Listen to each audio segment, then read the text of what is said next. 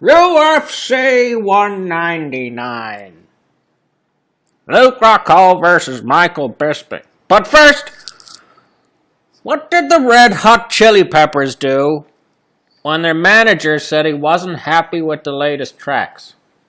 Well, they went out and bought long sleeve shirts. Yeah. So Michael Bisping, bastard, the Count Bisping, bastard, is going to fight Luke Rockhold, bastard. Yeah.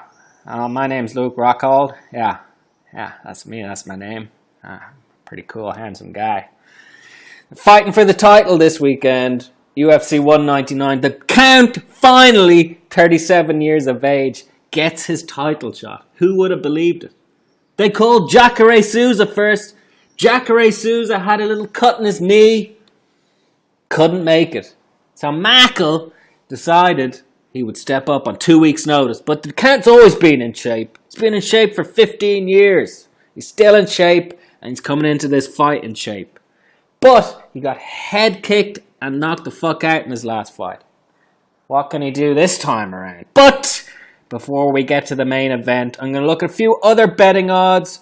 Last weekend, there was a bunch of interesting bets. Caraway beat Sterling, predicted that. Garbrandt beat Almeida, predicted that. Stevens beat Barrow, predicted that. Berkman should have beaten Felder. If he did, it would have been cash money Hong Kong. But Felder got some sort of decision. It wasn't even that Judge Adelaide on it. It was some other judges. But anyway, so let's go to the first fight this weekend. The first fight I'm going to look at is Brian Ortega versus Clay the Carpenter Guida. Guida's living in his trailer outside Team Alpha Fail these days. Oh, God, I'm getting like Dominic Cruz. Alpha male. But we do know that alphas aren't failing too much because Cody Garbrandt just won in a whirlwind. But Guida's fighting Ortega, and what's Ortega's best move? It's a triangle choke. He is outstanding at that move, and he's one of the best guards in the UFC, if not the best guard. And Guida, we know, is a wrestler who likes a sitting guard, but then back in the day, certain Clay Guida sat in the guard of Anthony Pettis for 3 rounds, beat the shit out of him. And he didn't get submitted. And, this is a 3-round fight. And Guida with his gas, I think he's going to try and take Ortega down. Ortega thinks he's going to, fine, okay, take me down, I'll submit you. But I don't think Guida's going to get submitted. I think Guida's going to figure out how to avoid the triangles, avoid the chokes, and he's going to win a decision. And Ortega's going to take his first loss. And he may have finished Diego Brandao by triangle choke, but he's not finishing the Carpenter. Carpenter is going to be too wily, and he's going to get this done by decision. And the odds are going to be good on that, because Brian Ortega's undefeated. So, we've got a bunch of good fights on this card. Bobby Green makes his return. It's like, 18, 19, 20 months or something since we've seen Bobby Green fight. Most of his family got killed in like drive-bys and shit. Bobby Green is a man of mission. He wants to come back and he's had a few injuries, had a few problems, but he wants to make a statement. What he doesn't want to do is dance around. And I don't think he's going to dance around, but that's the only way he's going to win the fight, because Dustin the Diamond Poirier, since he's come back after his defeat against Conor, he's beaten 3 high-level guys, Duffy, Medeiros, and Ferreira. 2 knockouts in the first round. At lightweight, Dustin's got serious power, and he's not dehydrated and easy to knock out. And he beat Joseph Duffy by decision. He pretty much beat the living daylights out of Duffy in the last 2 rounds. So he's fighting Green, and Bobby Green's problem is he's gonna want to get in tight and fight for this, because he's been gone for so long. He's gonna want to put on a show. He's gonna want to finish Poirier. But Poirier is a lot better than people give him credit for. Just because he lost to Conor, people put him down the list, but he's a very good fighter. He's got power. He's got a bunch of techniques, and he's gonna knock out Bobby Green, and that's gonna be a surprise. I can tell you. But that's where my money is going. KO Poirier. KO, cash money. Next fight I'm gonna look at is 2 bullies, Hector Lombard and Dan Henderson. Maybe I'm being a bit harsh on Hendo, but just thinking about Michael Bisping and how Hendo fucking F-bombed him after he'd already been KO'd. That was a little bit of a bully move, but Hendo is 45 years old. We're in Randy Couture territory here. These two guys were two of the original MMA fighters out of Team Quest, fighting out of Portland, Oregon, in some back of a car lot. Some cold, unheated room in the back of a car lot where they first started training. And they built it up, and he's, Team Quest. And then I don't think Hendo ever went to Extreme Couture. But anyway, those two guys were the two dominant guys in that gym. The likes of Lieben and Sonnen and Linland and all those guys came up through there. But Henderson, whenever he fights, you think surely this is going to be his last fight. He's 31-14 now. Vitor knocked him out in his last fight after 2 minutes, but he knocked out Tim Boach after 28 seconds in his previous fight. But, if we look at Hendo's last 8 fights, he's lost 5 of them. And he's hanging in there for paychecks, but, if he loses this next fight, he kind of needs to go out in his sword. And the problem with Hector Lombard is Hector can take a punch and he can give a punch. And Hector, he's a big dude, but he's 38 years old. And, he got knocked out by Neil Mannion in his last fight. Doesn't seem anyone can actually get their fist through his skull to put him right out of the way. But Hector, I think, is going to KO Henderson. And surely, if Dan gets a bad KO, this has to be the end. But then, if he wins, he's back in the game. But, I don't know. Two guys with low cardio and huge right hands. I think this is going to be a 1-round finish for either guy. But I'm backing Hector simply because he can absorb a punch a bit better than Hendo. I think both of these guys are going to land. And Lombard's going to go that he's going to get through it and he's going to win the fight. So I'm going for a round 1 Hector Lombard KO. Maybe a little backup of a Hendo round 1 KO. But this ain't going to round 2. Hell no. Unless these guys decide just not to punch for a round. That's the only way it's getting out of the first round.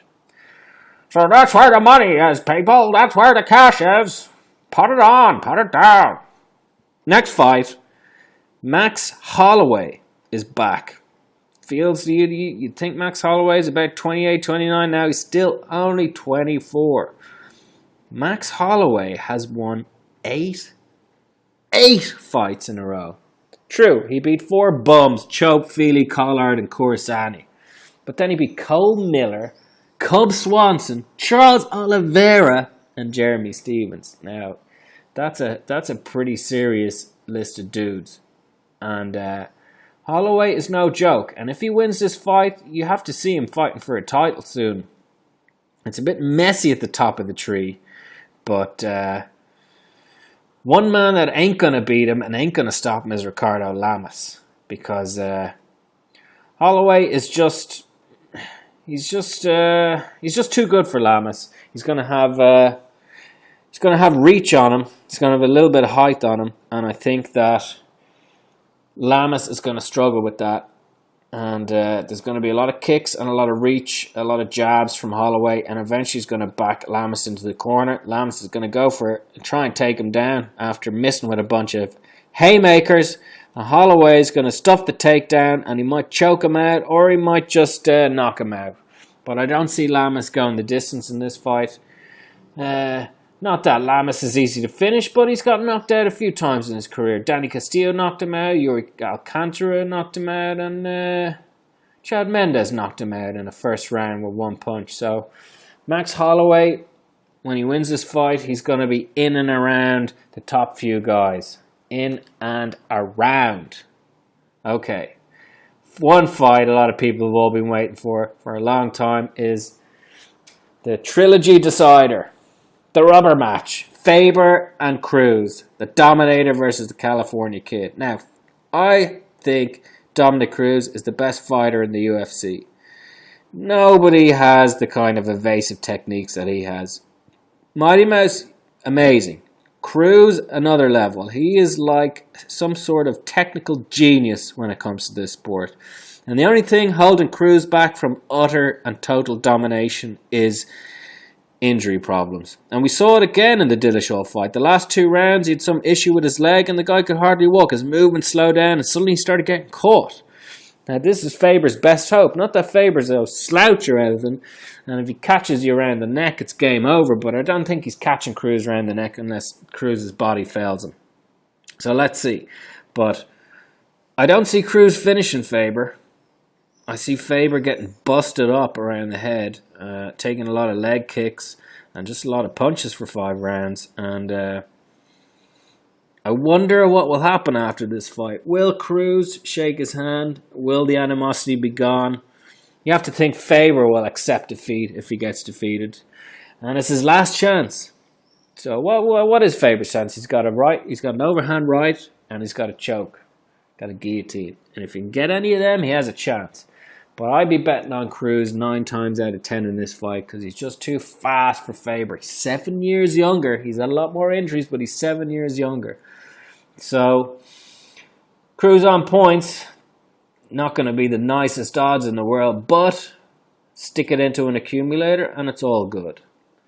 So, back to the main event. And Michael fucking Bisping bastard.